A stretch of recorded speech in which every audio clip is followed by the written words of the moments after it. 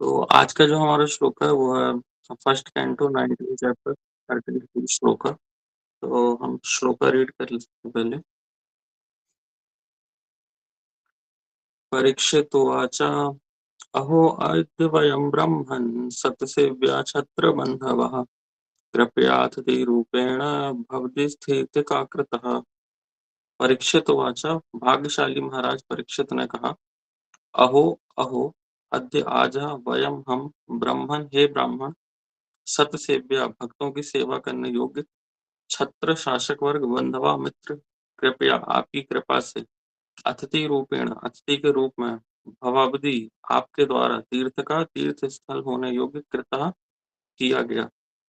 भाग्यशाली राजा परीक्षित ने कहा, हे ब्राह्मण, आपने कृपया करके यहाँ पर मेरे अतिथि के रूप में उपस्थित होकर हम सबके लिए तीर्थ स्थल बनाकर हमें पवित्र कर दिया है। आपकी कृपा से हम अयोग्य राजा भक्त की सेवा करने के सुपात्र बनते हैं। तात्पर्य कोई पढ़ सकते हैं ड्यूटी।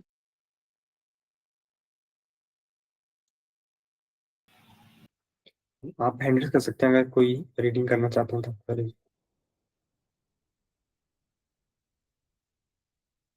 जी माता जी पढ़ सकते हैं।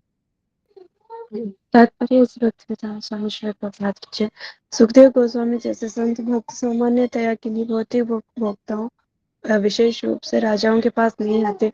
महाराज प्रताप रुद्र भगवान चैतन्य के अनुयायी थे, किंतु जब उन्होंने भगवान का दर्शन करना चाहा तो भगवान ने उनसे भेंट करने से इनकार कर दिया, क्योंकि वे राजा थे। जो भक्त भगवान के धाम वापस जाना चाहते हैं उनके लिए दो बातें वर्जित है, संसारी भोक्ता तथा स्त्रियां। अतएव सुखदेव गोस्वामी के स्तर के भक्त राजाओं से भेंट करने में कभी रुचि नहीं रखते। निसंदेह महाराज परीक्षित की बात दूसरी थी। वे राजा होते हुए भी महान भक्त थे। अतएव सुखदेव गोस्वामी उन्हें उनके जीवन के अंतिम क्षणों में मिलने आए। महाराज परीक्षित अपनी भक्ति में विनयशीलता के कारण अपने को अपने महान क्षत्रिय पूर्वजों का अयोग्य वंशज अनुभव कर रहे थे। यद्यपि वे अपनी पूर्वगामियों के ही समान थे। राजाओं के अयोग्य संतानें क्षत्र अबंधव कहलाती हैं। जिस तरह ब्राह्मणों की अयोग्य संतानें द्विज बंधु या ब्रह्म बंधु कहलाती है। महाराजा परीक्षित सुखदेव गोस्वामी की उपस्थिति से अत्यंत प्रोत्साहित थे। वे महान संत की उपस्थिति से अपने को पवित्र हुआ मान रहे थे, क्योंकि ऐसे संत की उपस्थिति किसी भी स्थान को तीर्थ में बदल देती है। हरे कृष्ण। हरे कृष्ण। ओम नमो भगवते वासुदेवाय। ओम नमो भगवते वासुदेवाय। ओम नमो भगवते वासुदेवाय। नारायणं नमस्कृत्यं नरं चैव नरोत्तमं देवीं सरस्वतीं व्यासं ततो जयामुदीरये। नष्टप्रायेषु अभद्रेषु नित्यं भागवत सेवया भगवती उत्तमा श्लोका भक्तिर्भवति नष्टकी। ओम अज्ञानतिमिरान्धस्य ज्ञानाञ्जनशलाकया चक्षुरुन्मिलितं येन तस्मै श्रीगुरवे नमः। श्रीचैतन्यमनोभीष्टं स्थापितं येन भूतले स्वयं रूपः कदा मह्यं ददाति स्वपदान्तिकम्। वन्देऽहं श्रीगुरू श्रीयुतपदकमलं श्रीगुरून् वैष्णवांश्च श्रीरूपं साग्रजातं सहगण रघुनाथान्वितं तं सजीवं साद्वैतं सावधूतं परिजनसहितं कृष्ण चैतन्य देवं श्री राधा कृष्ण पादान् सहगण ललिता श्री विशाखान्वितांश्च। हे कृष्ण करुणा सिंधु दीन बंधु जगतपते गोपेश गोपिका कांत राधा कांत नमस्ते। तप्त कांचन गौरांगी राधे वृंदावनेश्वरी वृषभानुसुते देवी प्रणमामि हरिप्रिये। वाञ्छाकल्पतरुभ्यश्च कृपा सिन्धुभ्येव च पतितानां पावनेभ्यो वैष्णवेभ्यो नमो नमः। जय श्री कृष्ण चैतन्य प्रभु नित्यानंद श्री अद्वैत गदाधर श्रीवासादि गौर भक्त वृंद। हरे कृष्ण कृष्ण कृष्ण हरे हरे, हरे राम राम राम हरे हरे। नमो विष्णुपादाय कृष्ण पृष्ठाय भूतले श्रीमते भक्ति वेदांत स्वामिनिति नामने नमस्ते सरस्वती देवे गौरवाणी प्रचारिणे निर्विशेष शून्यवादी पाश्चात्य देश तारणे। हरे कृष्ण। तो अभी तक हम ये कथा देख चुके हैं कि परीक्षित महाराज किस प्रकार ब्राह्मण के प्रति उनसे अपराध हुआ और फिर उन्हें श्राप मिला कि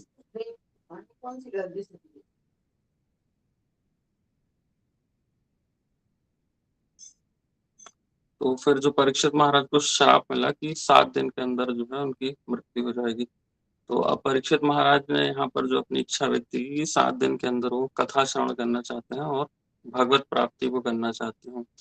कि महाराज परीक्षित जो है वो स्टार्टिंग से ही भक्त थे, पूरा डिवोटी फैमिली में थे, बट तो भी जो राज्य के कार्यभार होते थे उन सब में काफ़ी व्यस्तता होती थी। तो इस वजह से जो बहुत सारी चीज़ें हैं वो नहीं कर पाते थे। एक राजा के कर्तव्य होने के कारण बहुत सारी लिमिटेशन होती थी कि बहुत सारी चीज़ों में और भी उन्हें एंगेज होना पड़ता था। तो अभी 7 दिन जो है वो टोटली फ्री होकर केवल कथा श्रवण करना चाहते हैं और कोई भी जो है उनका पर्पस यहाँ पर नहीं है। अब वहीं पर जो है सुखदेव गोस्वामी प्रकट होते हैं, अन्य साधु संत जो है वो वहाँ पर पहले से ही उपस्थित होते हैं और सुखदेव गोस्वामी जो है वो भी वहाँ पर आ जाते हैं। और ये सब जो हम कथा है सुखदेव गोस्वामी का क्या आचरण था, उनका कैसा स्वभाव था, वो सारी चीजें हम पहले के श्लोकास में कवर कर चुके हैं। अब यहाँ पर सुखदेव गोस्वामी के लिए जो कहा गया है कि परीक्षित महाराज कह रहे हैं कि आपने यहाँ मेरे अतिथि के रूप में प्रकट होकर हम सबके लिए जो है वो तीर्थ स्थल बना दिया। तो सुखदेव गोस्वामी ऐसा नहीं है कि किसी ने उन्हें इनविटेशन दिया था, है ना, या आजकल जैसे हम देखते हैं कहीं पर कथा होती है तो पहले से बहुत इनविटेशन दिया जाता है। जो कथावाचक होते हैं वो पहले से अपनी पूरी रिक्वायरमेंट जो है वो बता देते हैं कि मैं इतनी लक्ष्मी लूंगा, इतनी ऑडियंस होना चाहिए तो ही मैं आऊंगा, ऐसी छोटी मोटी कथा नहीं करता हूँ मैं। तो यहाँ पर ऐसी कोई भी एक्सपेक्टेशन नहीं थी सुखदेव गोस्वामी की, इवन उन्हें इनवाइट भी नहीं किया था, लेकिन जस्ट कि जो परीक्षित महाराज हैं वो उनके जीवन का अंतिम समय ही है, तो एक भक्त से वो केवल मिलने के लिए आए थे। और सुखदेव गोस्वामी को पता भी नहीं था कि जाकर वही स्पीकर हैं आज की क्लास के, है ना। वो तो जस्ट पहुंचे और सभी ने कहा कि सभी में जो श्रेष्ठ है वहां पर सुखदेव गोस्वामी है। तो फिर महाराज परीक्षित जो है वो उनसे प्रश्न करना स्टार्ट करते हैं। तो ये सारा जो अरेंजमेंट है वो किसके द्वारा किया गया, भगवान श्री कृष्ण के द्वारा, क्योंकि श्रीमद् भागवतम का जो प्राकट्य है वो यहाँ से होना था। ये कथा रूप में है जो अब हम सभी के सामने भगवान श्री कृष्ण जो है वो श्रीमद् भागवतम के रूप में प्रकट होने वाले। तो सारे जो अरेंजमेंट है एज इट इज परफेक्ट कैसे हुए, केवल भगवान श्री कृष्ण की इच्छा से। तो ये सारी चीजें जो है वो हम यहाँ पर देखते हैं। अब यहाँ पर हम देखेंगे जो श्लोका की शुरुआत ही है तो वहां पर कहा जा रहा है भाग्यशाली राजा परीक्षित ने कहा। अब यहाँ पर देखिए कि प्रभुपाल लिख रहे हैं कि भाग्यशाली राजा परीक्षित ने कहा कि ऐसे राजे जिनकी 7 दिन के अंदर जो है वो मृत्यु होने वाली है, उसे हम कैसे भाग्यशाली बोल सकते हैं। मैं सोचे कि अभी हमें पता चले कि आज है थर्सडे और नेक्स्ट थर्सडे तक है जो है वो मेरी मृत्यु होने वाली है, तो मैं कैसे अपने आप को भाग्यशाली कह सकता हूँ ना। लेकिन यहाँ जो महाराज परीक्षित है वो स्वयं को काफी फॉर्चुनेट मान रहे हैं। वो किस वजह से मान रहे हैं, क्योंकि इतने सारे जो साधु संत हैं, महान महान संत हैं, श्रीला नारद जी हैं, व्यास देव हैं, और भी हम बहुत सारे संतों के नाम इस चैप्टर में देख चुके हैं ना। और शिला व्यास देव हैं, सुखदेव जी हैं, वो सभी यहाँ पर प्रकट हुए केवल क्योंकि जो सभी हैं वो इस बात की प्रतीक्षा में थे कि जब तक राजा भगवत धाम नहीं चले जाएंगे तब तक हम सभी यहीं रहेंगे। और अब क्योंकि सुखदेव गोस्वामी भी आ गए हैं, महान कथा जो है वो यहाँ पर प्रकट होने वाली है, तो इसलिए जो राजा है वो स्वयं को बहुत ही भाग्यशाली मान रहे हैं कि। और जो हम देखते हैं कि जो भी साधु संत होते थे वो कभी भी ऐसे राजाओं से मिलते नहीं थे ना। जैसे कि जो परपट है वहां पर शिला प्रभुपाद राजा प्रताप रुद्र के बारे में लिखते हैं कि जो महाराज प्रताप रुद्र थे वो भगवान चैतन्य के अनुयायी थे, किंतु जब वो भगवान का दर्शन करना चाह रहे थे तो चैतन्य महाप्रभु ने उनसे भेंट करने के लिए अस्वीकार कर दिया। तो वो बहुत सारे भक्तों से प्रार्थना करते थे कि मैं कैसे करके चैतन्य महाप्रभु से मिल सकता हूँ। तो वो कहते थे आपके नाम के आगे जो राजा लिखा हुआ है ना वही सबसे बड़ी प्रॉब्लम है, जब तक आप राजा बने रहेंगे तब तक आप महाप्रभु से नहीं मिल पाएंगे। और बार बार जब वो ऐसी जिद करते थे तो महाप्रभु बोल देते थे कि मैं जो हूँ पुरी छोड़कर कहीं और चले जाऊंगा, जबकि पुरी आने का जो मुख्य उद्देश्य था चैतन्य महाप्रभु का वो यही था कि सार्वभौम भट्टाचार्य और राजा प्रताप रुद्र जो है उनका उद्धार करना ना। उसके बाद भी लेकिन महाप्रभु ने मतलब हम सभी के लिए एक स्टैंडर्ड भी सेट किया, सभी जो साधु संत हैं उनके लिए, कि यदि कोई भागवत प्राप्ति करना चाहता है तो उन्हें ऐसे राजाओं से या जो भौतिकता चीजों में लिप्त रहते हैं उनसे दूर रहना चाहिए। जबकि लेकिन महाराज परीक्षित जो थे वो भक्त थे, है ना। तो अब लेकिन ऐसा समय नहीं मिल पाता, तो अब जो सभी समस्त साधु थे, सुखदेव गोस्वामी थे, वो अंतिम समय में यहाँ पर महाराज परीक्षित से मिलने के लिए। अब यहाँ पर हम देख सकते हैं कि महाराज परीक्षित इतने डिफिकल्टीज में हैं कि उनकी मृत्यु होने वाली है, उसमें भी वो भगवान की कृपा को देख पा रहे हैं, है ना। वो क्योंकि बाय बर्थ डिवोटी हैं और वो ये चीज रियलाइज कर पा रहे हैं कि पूरा जीवन जो है वो उन्हें दुख ही मिला है ना। भले वो कंफर्ट जोन में थे, कुछ भी रहा, लेकिन जो राज्य मिला उनको, जो भी उन्होंने भोग किया, तो वो केवल समझ रहे हैं कि मुझे इन भौतिक चीजों का केवल दुख ही मिला है। अब जो एक्चुअल मुझे डिवोटी एसोसिएशन मिल रहा है ना, वो अमृत के समान है, तो केवल मुझे अंतिम में 7 जन्मों में मिल रहा है। तो इससे जो अधिक मेरे लिए कुछ फॉर्चुनेट चीज है वो हो नहीं सकती। तो इतनी सारी डिफिकल्टीज हैं, बहुत सारा प्रॉब्लम्स है, उसके बाद भी वो क्या कर रहे हैं, केवल भगवान की उस कृपा को देख रहे हैं कि ये सब अरेंजमेंट्स उन्होंने किया है और मुझे यहाँ पर डिवोटी एसोसिएशन मिल रहा है। तो जैसे कि एक कोट्स आता है ना, कहते हैं कि those who leave everything in Krishna's hand they start seeing Krishna's hand in everything. कि हमने हर चीज छोड़ रखी है भगवान के हाथों में, तो अब हमारा स्वभाव क्या हो जाएगा कि हम हर चीज में भगवान का हाथ देखने लगेंगे, भगवान की कृपा देखने लगेंगे। तो वही यहाँ पर जो महाराज परीक्षित है वो हम सभी को समझा रहे हैं। अब देखेंगे हम कि हम इस चीज को खुद कैसे रियलाइज कर सकते हैं ना। मान लीजिए कि हमारा जस्ट लास्ट मोमेंट आ चुका है, लास्ट टाइम हमारा आ चुका है, हम अपना शरीर छोड़ने वाले हैं कुछ ही दिनों में, है ना। और महाराज परीक्षित क्या अनुभव कर रहे होंगे कि उनके सामने सुखदेव गोस्वामी प्रकट हुए हैं, है ना, जो कि उनका उद्धार कर सकते हैं, उनके जो भी प्रश्न हैं उनका उत्तर दे सकते हैं। तो हम जस्ट सोचे कि हम शरीर छोड़ने वाले हैं और हमारे गुरु महाराज हैं वो हमारे समक्ष आ गए हैं, या गुरु महाराज या शिला प्रभुपाद है वो हमारे समक्ष आ गए। तो सोचिए उस टाइम हम क्या अनुभव करेंगे, कितना भाग्यशाली समझेंगे हम अपने आप को, है ना। कि तो मेरा लास्ट मोमेंट है और यहाँ पर अब प्रभुपाद आ गए हैं, मेरे गुरु महाराज आ रहे हैं, अब तो मेरा जो गोलोक का टिकट है वो कंफर्म ही है ना, अब कोई नहीं रोक सकता मुझे जाने के लिए। तो इस तरह का जो अनुभव है वो वहां पर महाराज परीक्षित कर रहे थे। उसके बाद लेकिन जो महाराज परीक्षित है वो क्या कह रहे हैं कि आपकी कृपा से हम अयोग्य राजा भक्त की सेवा करने के सुपात्र बनते हैं। तो इतना सब, इतने महान भक्त होने के बाद भी जो है महाराज परीक्षित स्वयं को अयोग्य बोल रहे हैं ना, छत्र बंधवा। तो गया कि महाराज परीक्षित, हालांकि उनके जो भी पूर्वज थे उनके समान ही महाराज परीक्षित भी एक महान राजा थे, लेकिन वो अपने आप को हमेशा से अयोग्य ही समझ रहे हैं। तो ये हम देखते हैं भक्त का जो है वो स्वभाव होता है कि वो हमेशा हम्बल ही रहता है ना। अपने आप को कभी वो बहुत सीनियर नहीं समझेगा। जो शिक्षाष्टकम में हम पढ़ते, तृणादपि सुनीचे न तरोरपि सहिष्णु न, मानी न मान देना कीर्तनीय सदा हरि।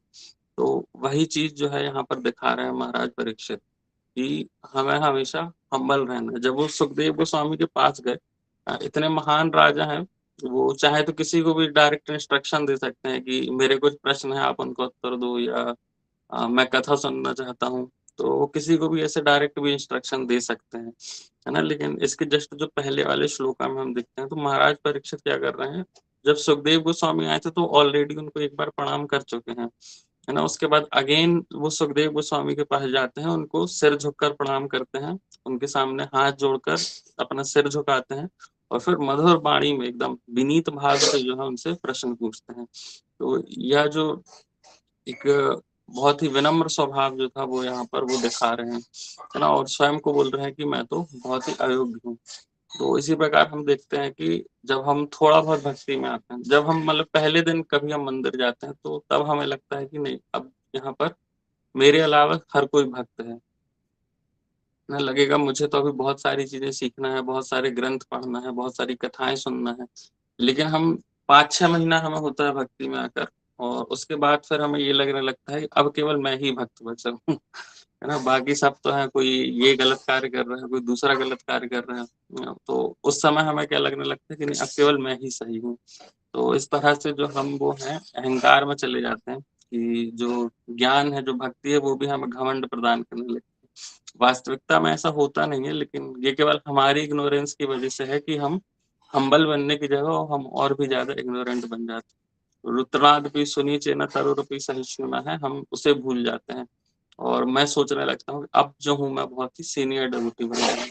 तो एक्चुअल में सीनियर डिवोटी कौन होता है, जो अपने आप को हमेशा तुच्छ समझे, जो कभी ना माने कि मैं सीनियर बन चुका हूँ, वही एक्चुअल में सबसे ज़्यादा सीनियर होता है।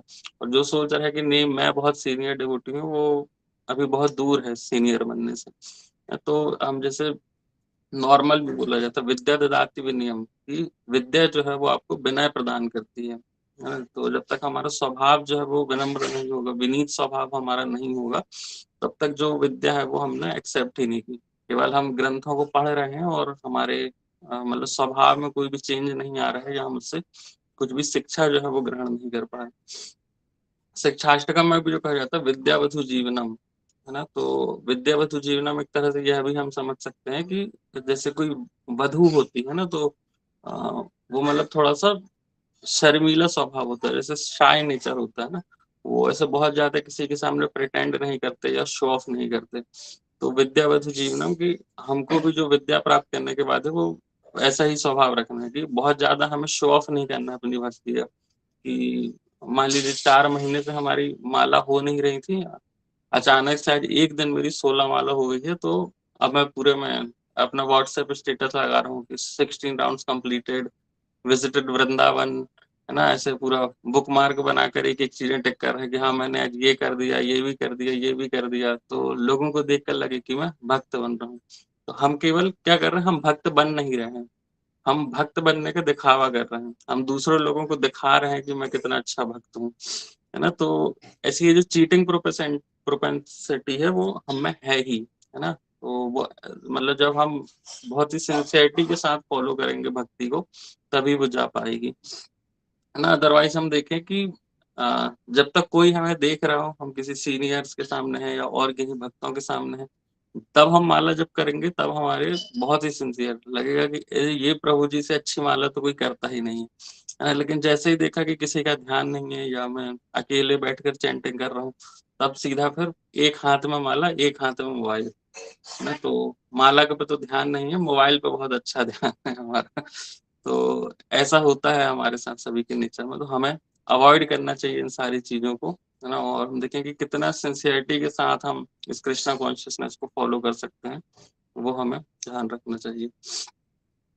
तो और जो यहाँ पर श्लोका में हम देख सकते हैं वो है कि जो परीक्षित महाराज कह रहे हैं कि कृपया करके आप मेरे अतिथि के रूप में उपस्थित हुए हैं, और उपस्थित होकर जो है हम सबके लिए तीर्थ स्थल बना दिया। तो पहली चीज तो जो सुखदेव गोस्वामी है वो अतिथि के रूप में आया था ना, कि जिसके आने की कोई भी तिथि ना हो, विदाउट इनविटेशन। तो पहले के लोग जो है वो इस प्रकार ही यात्रा या भ्रमण करते थे कि कोई भी इनविटेशन नहीं होता था, वो जस्ट पहुंच जाते थे। लोगों को धाम भी जाना होता था तो वो जस्ट ऐसे ही पहुंच जाते थे, और धाम के जो लोग हैं वो उनकी सेवा करते थे, है ना? तो कोई इनविटेशन, कोई ऐसी प्रॉपर इन्फॉर्मेशन नहीं होती थी। अब आज का थोड़ा सा सिनेरियो अलग है। आज के लिए हमें पहले से गेस्ट हाउस और सारी चीजें बुक करना पड़ता है, तब जाकर हम धाम पहुंच पाते हैं। वहां भी फिर 1-2 दिन रुकते हैं, वापस आ जाते हैं। तो बहुत सारी चीजें अब जो है चेंज हो गई हैं।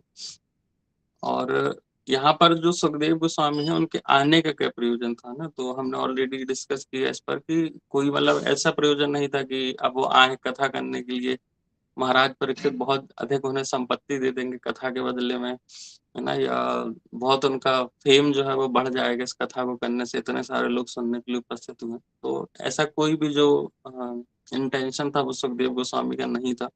उनका एक ही इंटेंशन था कि जैसे भक्त का स्वभाव होता है ना कि वो हमेशा दूसरों पर देखता है कि मैं कैसे किसी व्यक्ति पर अनुग्रह कर सकता हूँ। तो वही जो होता है परा दुख दुखी, कि वो दूसरे को दुख को देखकर दुखी होते हैं एक वैष्णव।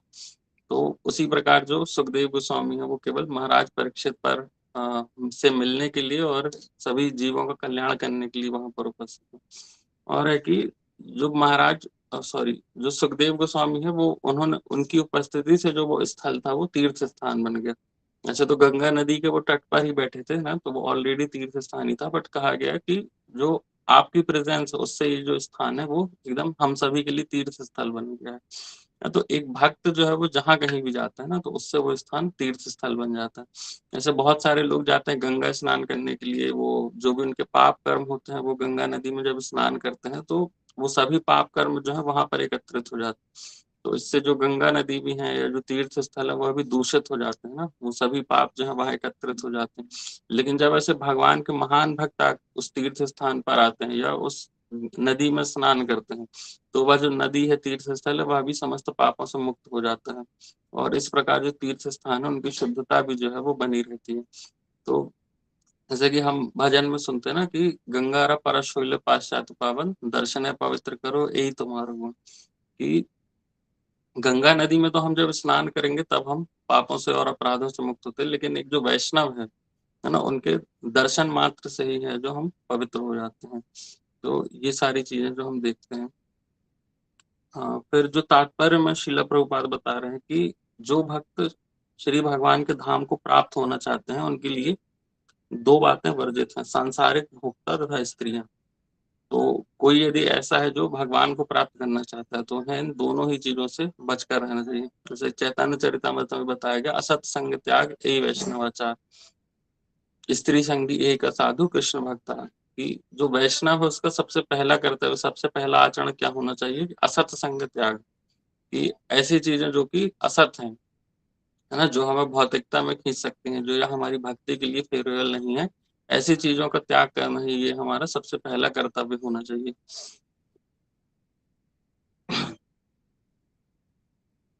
और उसके बाद बताया गया कि स्त्री संगी एक असाधु कृष्ण भक्ता है। कि जो स्त्री संगी हैं, जो या असाधु हैं, जो भक्त नहीं है और जो कृष्ण के प्रति श्रद्धा नहीं रखते हैं, है ना, ऐसे लोगों से जो है वो हमें दूर रहना चाहिए। ऐसे लोगों के साथ में हम रहेंगे, जनरली हम देखेंगे जब हम डिवोटी एसोसिएशन में होते हैं तो हमारा डिस्कशन मेनली जो होता है वो भगवान के कुछ ना कुछ पास टाइम से होगा, किसी कथा से रिलेटेड होगा या साधना रिलेटेड होगा, इन सभी से ही रिलेटेड होगा, है ना। इसके अलावा ऐसा नहीं है कि कुछ और चीज डिस्कस होगी। कभी बाय चांस होगा, बाय मिस्टेक कुछ किसी और डिस्कशन पे चली भी गए तो, लेकिन होगा क्या, सडन ही वो सारा जो टॉपिक है कहीं ना कहीं से खींच कर वो ले आएंगे, हाँ कृष्ण पर ही सेंटर्ड रहेगा वो सारा टॉपिक, है ना। लेकिन जब हम किसी भौतिकतावादी व्यक्ति से मिलते हैं तो हम कितना भी ट्राई कर लें कि उनके साथ हम कुछ कथा को डिस्कस करेंगे या कुछ हम इन्हें नाम जप के बारे में बताएंगे, तो हम उन्हें कुछ भी बताते रहेंगे, लेकिन वो कन्वर्सेशन को लीड करते हुए कैसे भी ना कैसे करके वो हमेशा उसे भोग वृत्ति पर ही ले आएंगे, है ना। तो या तो जो होगा कि डिस्कशन मेरे हिसाब से होना चाहिए इंद्रिय तृप्ति के बारे में, भौतिक चीजों के बारे में, ये नहीं होगा तो इसके अलावा मैं छोड़कर चला जाऊंगा, है ना। तो ऐसे ही चीज होती है। जैसे मान लीजिए कि हमें कभी मूवीज देखने जाना है ना, तो 3-4 फ्रेंड्स में से डिस्कशन हुआ कि हमें मूवीज देखने जाना है, तो बाकी जो 3 है उनको कोई एफर्ट नहीं करना, लेकिन एक पर्सन ऐसा होगा वो टिकट भी बुक कर लेगा, घर से जो ये थिएटर होगा या जहां तक भी जाने के सारे अरेंजमेंट्स वो खुद कर लेगा, है ना। तो बाकी देखिए 3 लोगों को कुछ परेशान होना पड़ा, वो एक व्यक्ति ने ही पूरी रिस्पॉन्सिबिलिटी ले ली। तो जो मटेरियलिस्टिक लोग रहते हैं वो देखिए इस तरह की वो लीड लेते हैं और वो देखते हैं कि कैसे मैं तो हूँ ही भोग वृत्ति में, मैं और लोगों को कैसे खींच सकता हूँ इसमें। अब आजकल तो हम देखेंगे और भी डेंजरस चीजें आ चुकी हैं, एआई आ चुका है ना, मोबाइल फोन जो है वो हमारी बातें हैं वैसे सुनते रहते हैं। तो जस्ट हम सोचेंगे कि हाँ मुझे कुछ मूवीज देखना जाना है, वो सारी चीजें हमारी खुद से कर देंगे ना, उसके टिकट्स के लिए कहाँ से बुक करना है वो हमें खुद ही दिखाने लगेंगे, कैसे कौन सा थिएटर जाना अच्छा रहेगा, तो वो ये सारी चीजें जो है हमें खुद ही दिखा देने लगते हैं। तो इस तरह का जो एसोसिएशन है वो हमें अवॉइड करना है। अब जहाँ तक एआई है, मोबाइल फोन है ना, इन सभी चीजों को हमें देखना है कि हम इनका पॉजिटिवली कैसे यूज कर सकते हैं ना, हम अपनी भक्ति के लिए कैसे यूज कर सकते हैं। ऐसा ना हो कि हम मोबाइल का एसोसिएशन नहीं कर रहे हैं, हमें ये आचरण रखना चाहिए कि मोबाइल जो है वो मेरा एक भक्त का एसोसिएशन करे, है ना। तो बहुत सारे भक्त हैं जैसे हमारे एआई भी यूज करते हैं, तो वो एआई को भी ट्रेन कर रहे हैं ना कि आप किसी को भक्ति के जो क्वेश्चन है उनका कैसे रिप्लाई दें, या हमारी भक्ति के लिए कुछ चीजें चाहिए तो वो हम एआई से कैसे प्रिपेयर करें, तो वो ये सारी चीजें जो है वो करते हैं। अब जब हम देखें कि हम भक्तों के संग में रहते हैं, हम सारी कथाओं का डिस्कशन करते हैं, तो जैसे है कि हम किसी भी दूसरी कंट्री जाना चाहते हैं तो वहाँ के लिए एक प्रोसीजर होता है ना, वीजा लेना पड़ता है, बहुत सारी प्रोसीजर्स होते हैं, उनको फॉलो करते हैं तब जाकर हम उस कंट्री में एंट्री ले सकते हैं। तो ऐसे ही जब हम भगवान के धाम जाना चाहते हैं ना, गोलोक वृंदावन जाना चाहते हैं, तो गोलोका एयरलाइंस तो हमारे लिए है ही, लेकिन ये सारी जो कथाएं हैं वो कैसी हैं, जस्ट ऐसे जैसे वीजा प्रोसेसिंग होता है ना, तो ये कथाएं जो है वो हमारे लिए एक वीजा की तरह कार्य करे। जितना हम अधिक से अधिक सुनेंगे तो वो हमारी टिकट जो है और भी ज्यादा कंफर्म हो जाएगी, है ना। लेकिन यदि हम केवल भौतिकवादी लोगों का संग करेंगे तो वो क्या दिखाएंगे वीजा में, कहेंगे नहीं हमारे पास तो केवल भोग वृत्ति ही है। तो ऐसे भोग वृत्ति और भौतिक इच्छाओं का वीजा हम लेकर जाएंगे तो अगेन जो है हम इसी लोक पर आ जाएंगे ना, जन्म मृत्यु के चक्कर में। तो यदि हम गोलोका जाना चाह रहे हैं तो वीजा हमारा काफी स्ट्रांग होना चाहिए, तो वो हमें कहाँ से मिलेगा, केवल भक्तों के संग से ही मिलेगा। तो इस प्रकार जो है महाराज परीक्षित जो है सुखदेव गोस्वामी से ये बातें बोलते हैं। अब आगे के जो श्लोक है वो हम अगली कक्षाओं में डिस्कस करेंगे। कुछ त्रुटि हुई हो मुझसे तो आप सभी क्षमा कीजिएगा। किन्हीं का कुछ प्रश्न हो या और किन्हीं का कुछ टिप्पणी हो तो वो बता सकते हैं। Hare Krishna. Thank you very much प्रभु जी। तो आप इसकी का भी कोई प्रश्न है तो आप हैंड्स कर सकते हैं, नहीं तो आप चैट पे अपने प्रश्न भी डाल सकते हैं। प्रभु जी, जैसे कि आपने अभी इतने लेक्चर में बताया कि हमें भौतिकतावादी लोगों के संग से बचना चाहिए, तो इस पर आप थोड़ा और प्रकाश डाल सकते हैं कि जैसे अभी अगर हम कोई गृहस्थ हैं तो वो अगर अपनी मेंटल लाइफ में उनको ऑब्वियसली रहना है तो किस प्रकार से उनका वो आचरण रह सकता है, क्या क्या चीजें वो कर सकते हैं जिससे वो उसको फॉलो कर पाए। जी प्रभु जी, तो एक हम स्टोरी जो सुनते हैं एक बंदर की और मगरमच्छ की, तो ये काफी बार हम डिस्कस कर भी चुके हैं। तो एक बंदर और जो मगरमच्छ की दोस्ती हो जाती है ना, तो वो पूरी स्टोरी है ना काफी बड़ी की वो दोनों काफी क्लोज हो जाते हैं। लेकिन एक दिन जो मगरमच्छ है वो प्लान बनाता है कि मैं जो बंदर का हार्ट है वो मैं ले जाकर खाऊंगा। तो वो उसे अपनी पीठ पर बैठा कर ले जा रहा होता है और मगरमच्छ बोल देता है उसे कि मैं तुम्हें घर ले जा रहा हूँ अपने, तुम्हारे हार्ट को मैं खाऊंगा। तो बंदर वहां थोड़ा सा दिमाग लगाता है और ये बात बोल देता है कि मैं जो अपना हार्ट है वो तो मैं अपने वहां पेड़ पर ही छोड़ आया हूँ, है ना। तो अब वापस चलो पेड़ के पास, मैं अपना हार्ट तो ले लूँ वहां से, तब आप खा पाओगे उसे। और जैसे ही वो पेड़ के पास पहुंचते हैं तो बंदर छलांग मारकर भाग जाता है और कहता अब मैं इससे दोस्ती नहीं करूंगा। तो वही हमारे लिए है कि भौतिकतावादी लोगों के बीच हम रह रहे हैं तो अपना हार्ट जो है वो हमें नहीं देना है। हमारा हार्ट जो है वो ओनली हमें डिवोटीज के बीच में प्रेजेंट करना है या केवल भगवान के सामने अपने हार्ट को रखना है। तो यदि हम अपना हार्ट दे देंगे भौतिकतावादी लोगों को तो फिर वी आर फिनिश्ड, कि फिर हम सरवाइव नहीं कर पाएंगे। तो यही सिंपल सा जो है हम फॉलो कर सकते हैं। Thank you so much. और इनका भी कोई प्रश्न है तो आप पूछ सकते हैं।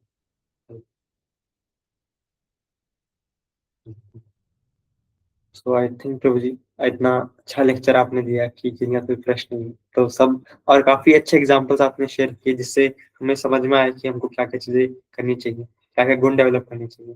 तो हम सभी प्रभु जी का धन्यवाद करेंगे इतने सुंदर लेक्चर के लिए बाय लाउडली चैंटिंग हरे कृष्ण महामंत्र। हरे कृष्णा हरे कृष्णा हरे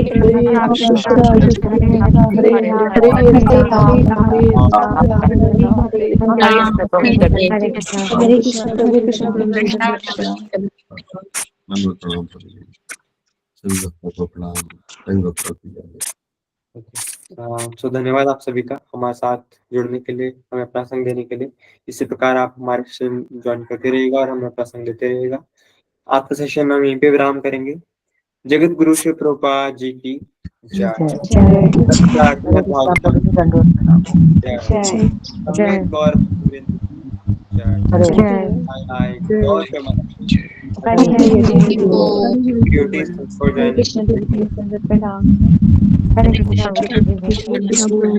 प्रणाम।